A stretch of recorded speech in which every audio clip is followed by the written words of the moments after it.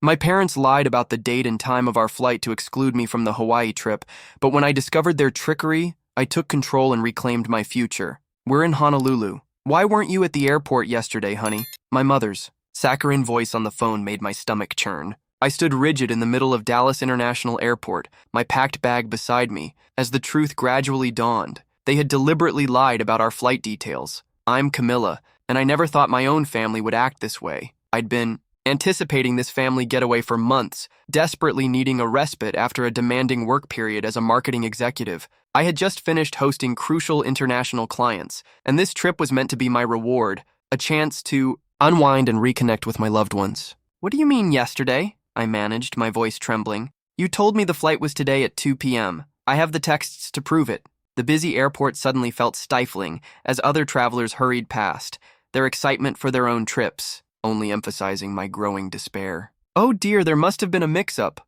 my mother replied, but I could hear the deception in her tone. Your sister arrived fine. We're all settled in at the resort now. Of course my sister made it. Emma was always their favorite, their golden child. I should have been suspicious when they insisted on organizing all the travel plans themselves, claiming it would be simpler that way. The same parents who relied on me to help pay their bills somehow couldn't trust me to book my own flight. This wasn't a mix-up, Mom, I said, my voice strengthening as anger replaced shock. You intentionally gave me the wrong date. You never wanted me on this trip, did you? The silence was deafening. Now, Camilla, don't be dramatic. These things happen. I hung up, my hand shaking. Families embraced as they prepared for their vacations, while I stood alone, betrayed by the people who should have cherished me most. The irony stung. I'd been sending them money monthly for 2 years, helping them maintain their lifestyle after my dad's early retirement. They depended on my financial support for everything from medical bills to groceries, yet they chose to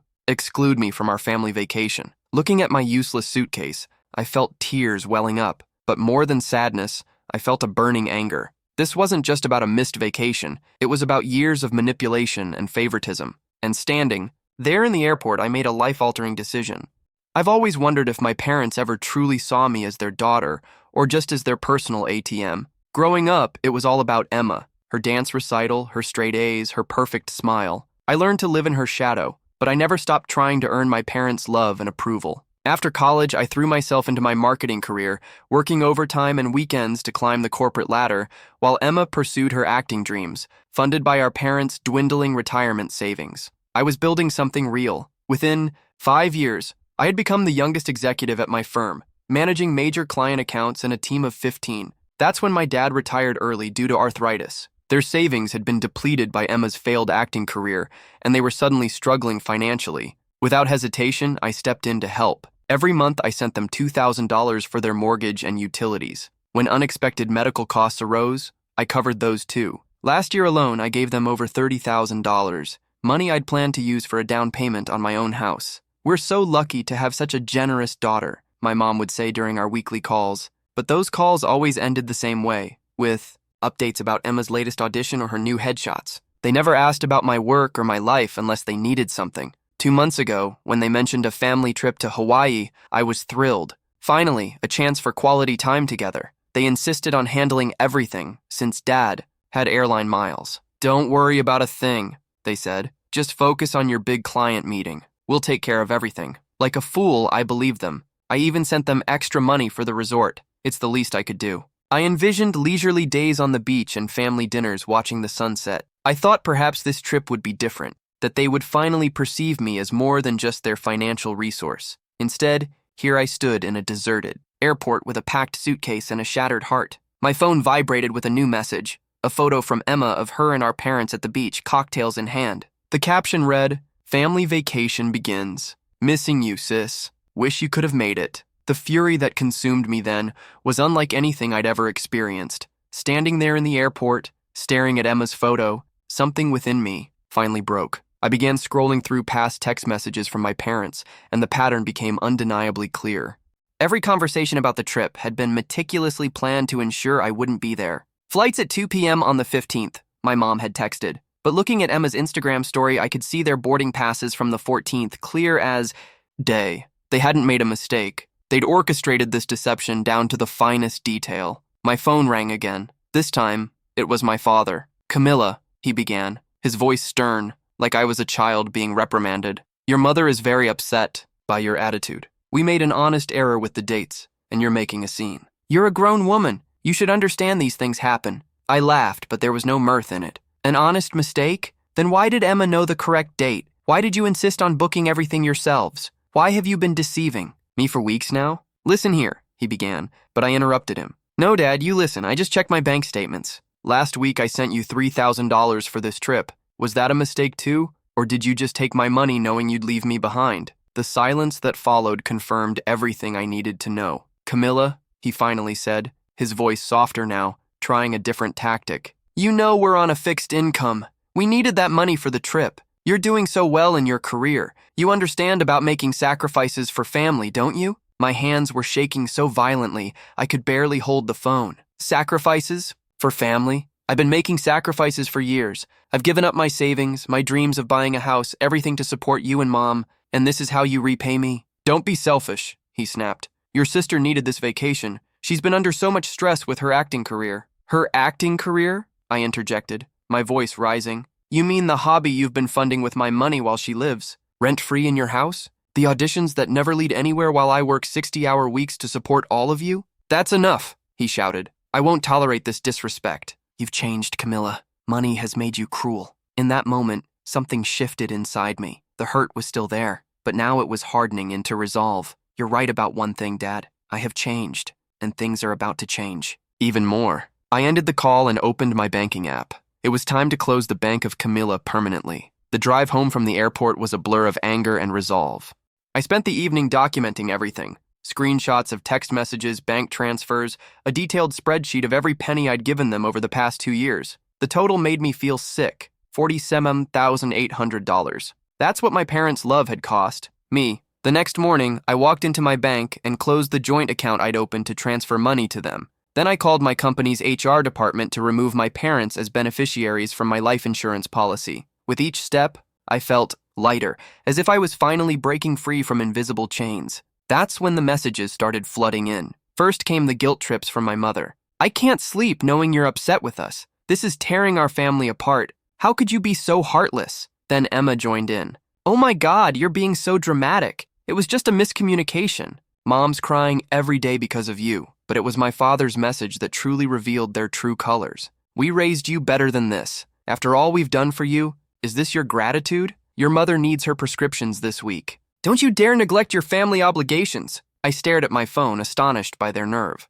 My obligations to the family? What about their obligation to treat me with common decency? Instead of replying, I composed a concise, direct email. Subject, financial matters. Dear Mom, Dad, and Emma, I've reflected considerably since yesterday. The Hawaii situation wasn't a misunderstanding. It was a calculated decision to exclude me while still accepting my finances. This behavior must stop. Effective immediately, I am ending all monetary contributions. The funds I've provided were voluntary, not mandatory. You'll have to secure alternative resources to manage your expenses. Do not contact me regarding finances. I require time and space to reassess our relationship. Sincerely, within minutes, my phone was flooded with calls and texts. My mother left tearful voicemails about potential foreclosure. Emma sent angry messages calling me selfish and insensitive. My father's communications became increasingly threatening, warning me of repercussions if I didn't come to my senses.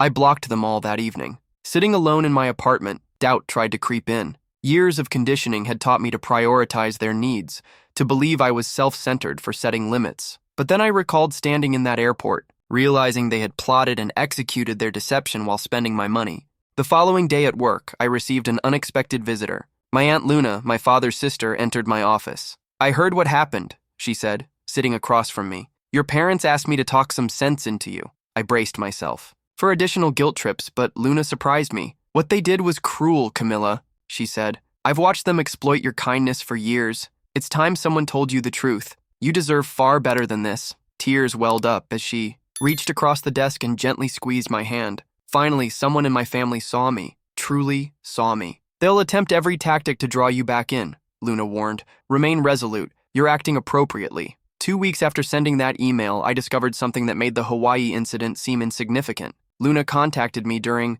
my midday break, her voice tight with apprehension. Camilla, I need to show you something. Could you come to my residence after work? Upon my arrival, she had a collection of documents scattered across her dining table. Your father visited me last week requesting a loan. He inadvertently revealed certain details that didn't align, so I conducted some investigation. What she unveiled caused my blood to freeze. Bank records, loan applications, and credit card statements depicted a concerning image. My parents hadn't merely been utilizing my funds for fundamental necessities. They had been living considerably beyond their financial capabilities, relying on my assistance to fund their extravagant lifestyle. Observe this. Luna indicated a credit card statement. They opened a new card under your name 3 months ago. Have you reviewed your credit history lately? My hands trembled as I retrieved my phone and downloaded my credit report. There it was, a $15,000 credit card I had never known existed. They had employed my social security number and personal data to open it. That's identity theft, Luna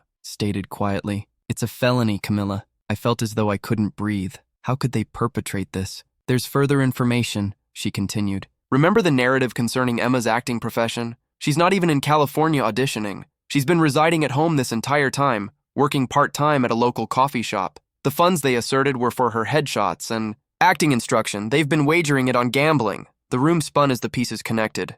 The constant solicitations for additional funds, the ambiguous justifications, the guilt trips when I posed inquiries. It wasn't solely emotional manipulation, it was fraud. My phone vibrated with a text from my mother. Please, dear, we need to converse. Your father is experiencing chest discomfort from all this stress. If anything occurs to him, it will be your responsibility. I displayed the message to Luna. She shook her head. Further manipulation. They're desperate because their fabricated reality is collapsing without your income. What should I do? I inquired. You have 2 choices, Luna responded. You can initiate legal proceedings for the identity theft, or you can manage this discreetly. But regardless, you must safeguard yourself. I reflected on years of self-sacrifice, of prioritizing their requirements over my own, of believing their falsehoods, the chest pains, the tears, the guilt trips. It was all a component of their strategy. I need to speak with them one last time, I said, face to face, but I need you there.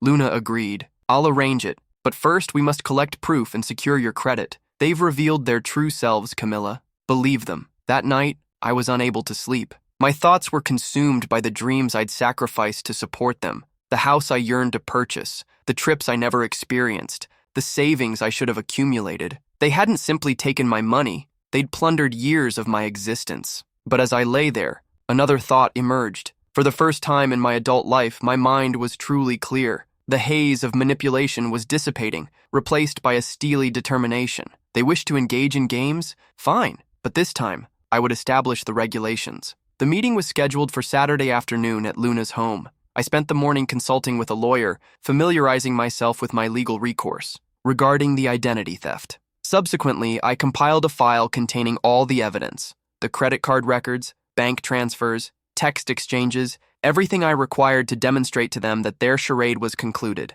Upon my parents' arrival, Emma accompanied them. She bore no resemblance to the carefree young woman in those Hawaii photographs. Her expression was worn and remorseful. They entered Luna's living room like children summoned to the principal's office. Thank you for coming, I began, my voice unwavering. I've uncovered several matters we must address. Camilla, my mother interjected, tears already welling up. Before you articulate anything, you must understand. I interrupted her. I'm speaking now. I produced the credit card statements. Would anyone care to elucidate this? The color drained from my father's complexion. Emma appeared perplexed, but my mother intervened swiftly. It was an emergency. We were going to inform you. An emergency? I distributed additional documents, such as the gambling debts, or the maxed-out credit lines, or perhaps Emma's fabricated acting profession. Emma's head jerked up. What do you mean fabricated? I addressed her. You genuinely don't know? They've been telling me you're in California pursuing acting. That's where all my funds supposedly went. Your headshot sessions, rent. Emma gazed at our parents in disbelief. I've been employed at Starbucks. They inform me you refuse to assist with my college tuition. The room descended into pandemonium. Emma began to weep. My mother attempted to rationalize, and my father Luna to his feet, his face crimson with anger. Enough, he bellowed. We acted as we deemed necessary. You don't comprehend. Oh, I comprehend perfectly, I retorted, producing my final piece of evidence. You committed identity theft. That's a federal offense.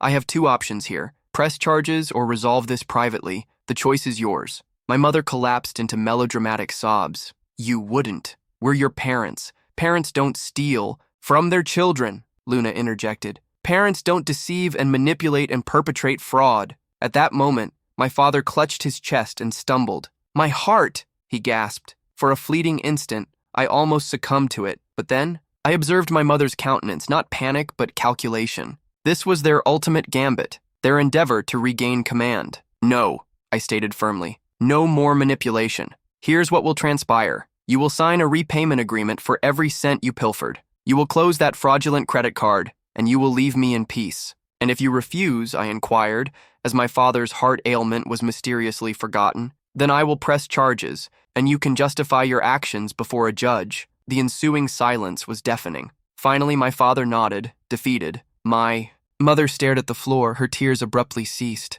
And Emma looked at me as though she were perceiving me clearly for the first time.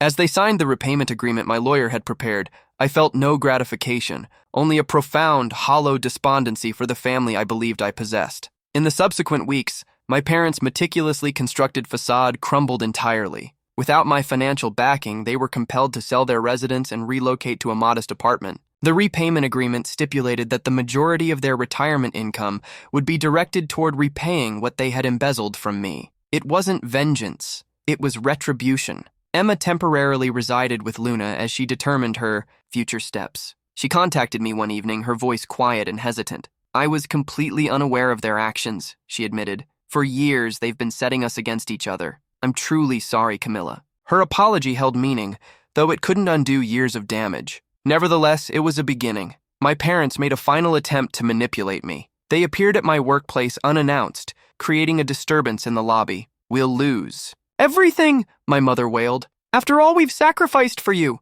I stood firm, surrounded by concerned colleagues. You lost me, I stated calmly. That's all that matters, and it was your decision. Security escorted them out, and as I watched them depart, I felt only serenity. The guilt that had burdened me for years was gone. I was no longer their source of funds, their emotional target, or their casualty. That evening, I reserved a trip to Hawaii, for myself alone. As I confirmed the booking, I smiled at the irony. They had attempted to exclude me from a family, vacation, but in doing so, they had bestowed upon me something invaluable, freedom. 3 months later, I stood on a beach in Maui, watching the sunset transform the sky into a canvas of vibrant oranges and pinks. This wasn't the family vacation I had originally envisioned, but it was precisely what I needed. My phone, tranquil without the relentless barrage of guilt-inducing messages, buzzed with a text from Luna. They're finally vacating the house this weekend, she wrote. Emma's enrolled in community college. She's inquired about having coffee with you when you return. I inhaled deeply the salty air and replied, tell her I'm receptive to it. The repayment arrangement was progressing steadily but surely. My parents had sold the majority of their possessions, and each month, a payment arrived from them without fail. Not due to remorse, but out of necessity. The fraud accusations I'd withheld would surface if they missed a single installment. My mother still attempted to send emotional emails through various accounts. We're subsisting on instant noodles while you're living in luxury. Is this what you desired? I deleted them without response. Their guilt trips had lost their influence over me. At work, I had received another promotion. The energy I used to dedicate to managing my parents' chaos now went toward constructing my own life. I had even begun searching for houses, a dream I had postponed for years while funding their lifestyle. Standing there on the beach, I finally comprehended. Sometimes the most joyous conclusions don't involve absolution or reconciliation. Sometimes they're about walking away and choosing yourself. My parents had planned this Hawaii trip to inflict pain upon me, but instead they had liberated me.